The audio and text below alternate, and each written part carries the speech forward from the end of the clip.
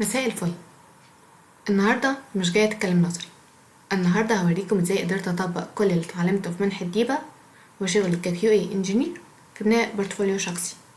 الموضوع مش مجرد موقع، لأ، الموضوع فيه كيس ستادي لمشروع أجريتك وفيه لايف باج ريبورت حقيقي. يلا نشوف التفاصيل. أول حاجة، أنا بنيت الموقع من الصفر، HTML CSS وجزء بسيط جافا سكريبت، وك QA كان يهمني اليوزر اكسبيرينس. اخترت ألوان تعبر عن التكنولوجيا والزراعة مع بعض. اختبرت الموقع بنفسي، ده أكيد، بس سبت بجاية صغيرة كده اللي يعرف يطلع هيقولي. والأهم إني ربطت خلفيتي كمهندسة زراعية من خلال مشروع التستنج الأجري فيريفاي برو. المشروع ده هو قلب البورتفوليو. ده عبارة عن محاكاة لفحص المحاصيل باستخدام ال AI.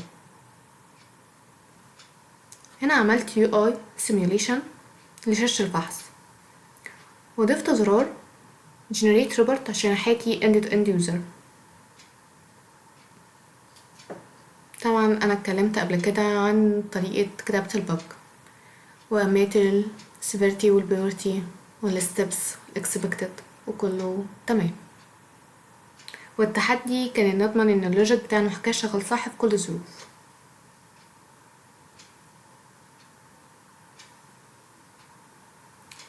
أنا ربطت في الموقع لايف باج ريبورت حقيقي،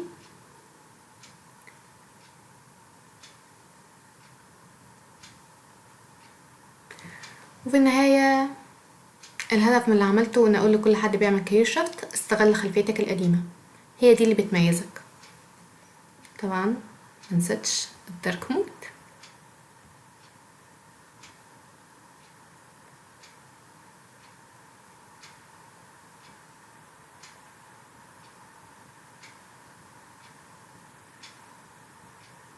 وبس كده، سلام.